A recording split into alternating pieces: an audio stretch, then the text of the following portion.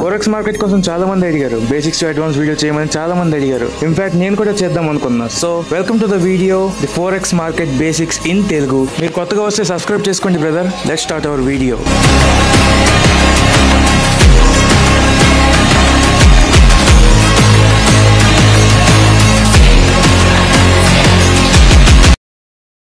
So first of all basics of forex market. ఇక్కడ forex అంటే ఏంటి? ఫోరెక్స్ అంటే ఫారెన్ ఎక్స్చేంజ్ అనమాట. ట్రేడింగ్ అంటే exchanging of goods for a value అనమాట. సో సింపుల్ గా ఫోరెక్స్ ట్రేడింగ్ అంటే exchanging of currencies between the countries or and individuals for a value అనమాట. ఫర్ ఎగ్జాంపుల్ ఒక కరెన్సీ పేరు తీసుకుందాం, USD INR. ఇక్కడ రెండు కరెన్సీస్ కనిపిస్తాయి, ఒకటి బేస్ కరెన్సీ, ఇంకోటి కోట్ కరెన్సీ. బేస్ కరెన్సీ అంటే కరెన్సీ పేరులో ఫస్ట్ కనిపించే కరెన్సీని బేస్ కరెన్సీ అంటారు. And also the currency you want after exchange అనమాట. అండ్ సెకండ్ కరెన్సీ ఏమో కోట్ కరెన్సీ. కోట్ కరెన్సీ అంటే the currency you are using for exchange. Means మీరు ఆ మనీని ఎక్స్చేంజ్ కోసం వాడుతున్నారు, ఇంకో కరెన్సీని ఎక్స్చేంజ్ చేసుకోవడం కోసం ఈ కరెన్సీని వాడితే దాన్ని కోట్ కరెన్సీ అంటారు. ఫర్ ఎగ్జాంపుల్ ప్రెసెంట్ ఇప్పుడు USD INR value 87 rupees trade అవుతుంది అనమాట. సో దట్ మీన్స్ మీకు $1 కావాలి అంటే 87 ఇండియన్ రూపీస్ కావాలి అనమాట. ఫోరెక్స్ మార్కెట్ లో ఎక్కువగా ట్రేడ్ అయిన పేర్స్ ఏంటంటే టాప్ 3 వచ్చేసి EUR/USD, యూరో డాలర్ అంటారు. GBP/USD, బ్రిటన్ డాలర్ అంటారు. USD/JPY, Japanese versus US dollar అనమాట. Euro dollar and Britain dollar కి హై వాల్యూమ్ ఉంటుంది. అంటే న్యూయార్క్ అండ్ లండన్ సెషన్స్ లో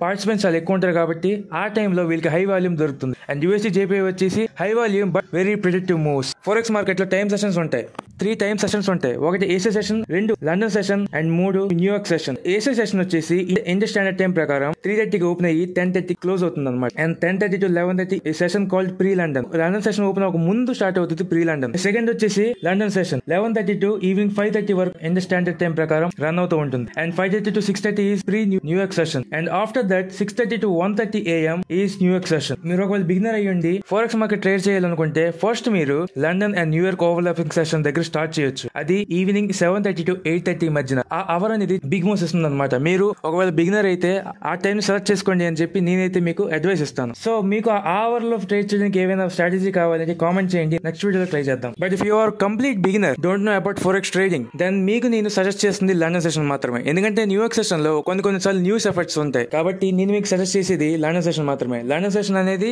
11:30 నుండి ఈవినింగ్ 5:30 వరకు రన్ అవుతుంది అనమాట. సో మీరు ఒకవేళ ఫోరెక్స్ ట్రేడింగ్ స్టార్ట్ చేద్దాం అనుకుంటే మీరు ఎక్కడి నుంచి నేర్చుకోవచ్చు అంటే babypips.com అనే వెబ్సైట్ దగ్గర మీరు నేర్చుకోవచ్చు. అండ్ మీకు కావాల్సిన అప్లికేషన్స్ కొన్ని ఉన్నాయి. Trading view for analysing the charts, అక్కడ మీరు చార్ట్స్ అనలైజ్ చేసుకోవచ్చు అనమాట. myfxbook.com ఇది యాప్ ఫోరెక్స్ న్యూస్ కోసం యూస్ చేస్తారు, ట్రేడింగ్ కాదు సార్. నేను ఆల్రెడీ మీకు చెప్పాను, it is a free back testing software అనమాట. MetaTrader 5 this app is also available on play store. This is for demo trading అనమాట. వీటి అన్నిటి లింక్స్ నేను డిస్క్రిప్షన్ లో ప్రొవైడ్ చేస్తాను, ఒకసారి చెక్ చేయండి. ఓకే, మరి ఫోరెక్స్ ట్రేడింగ్ కోసం ఒక క్లారిటీ అయితే మీకు వచ్చే ఉంటుంది. మీకు ఇక్కడ ఒక డౌట్ వస్తుంది అనమాట. ఆ డౌట్ ఏంటంటే is forex is legal in India? నా ఆన్సర్ వచ్చేసి yes, forex is not legal in India, but we can trade legally and there is a way for that. 2023 లో SEBI and RBI కొన్ని guide lines release చేసింది, forex is illegal in India అని చెప్పి. అయితే forex మొత్తం 100% illegal అంటే కాదు, కేవలం INR తో ఉన్న పేర్స్ మాత్రమే మీరు ట్రేడ్ చేసుకోవచ్చు అని చెప్పి SEBI and RBI మనకి కొన్ని రూల్స్ ఇచ్చారు. కానీ INR తో ఉన్న పేర్స్ ఏమైనా చూస్తూ ఉంటే అవి ట్రేడ్ చేసినా చేయకపోయినా ఒకటే. ఎందుకంటే వాటిలో పార్టిసిపెంట్స్ ఎక్కువ ఉంటారు, వాల్యూమ్ ఎక్కువ దొరకదు కాబట్టి బిగ్ మూవ్స్ కి ఛాన్స్ అయితే లేదు. ఇండియాలో ఫోరెక్స్ ట్రేడ్ సంగతి ఏంటి అంటే వీటి కోసం ఒక వే ఉంది. ఒకవేళ మీరు డైరెక్ట్ గా బ్రోకర్ టు బ్రోకర్ ట్రేడ్ చేద్దాం అనుకుంటే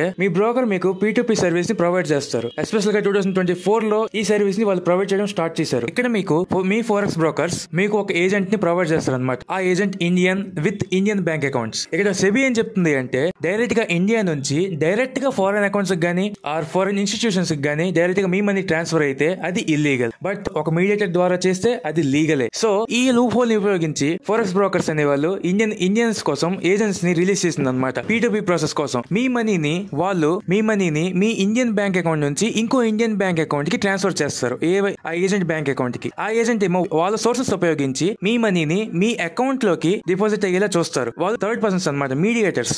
సో ఇక్కడ మీరు చేస్తుంది ఎటువంటి ఇల్లీగల్ పని కాదు, it is completely legal. And also ఇండియాలో ప్రెసెంట్ కి ఇప్పటికి కూడా క్రిప్టో ఎక్స్చేంజెస్ లీగలే. So you can also exchange your money through crypto also. So అర్థమైంది కదా నేను ఎలా ట్రేడ్ చేస్తున్నాను ఇండియా నుంచి ఫోరెక్స్ మార్కెట్ అని చెప్పి. సో నెక్స్ట్ టాపిక్ ఏమో టెర్మినాలజీస్ ఇన్ ఫోరెక్స్ ట్రేడింగ్. మీరు ఒకవేళ ఫోరెక్స్ ట్రేడింగ్ బిగినర్ అయితే మీకు కొన్ని టర్మ్స్ ఇంట్రడ్యూస్ అవుతాయి. అవి ఏంటంటే పిప్స్ అంటే price movement in charts, upward or downward. మీరు చూడొచ్చు ఇండియన్ స్టాక్ మార్కెట్ లో నిఫ్టీలో గానీ సెన్సెక్స్ లో గానీ ఇన్ని పాయింట్స్ పైకి వెళ్ళింది లేదా ఇన్ని పాయింట్స్ కిందకు వచ్చిందని చెప్తారు. ఇండియన్ మార్కెట్స్ లో పాయింట్స్ అంటారు, ఫోరెక్స్ మార్కెట్స్ లో పిప్స్ అంటారు.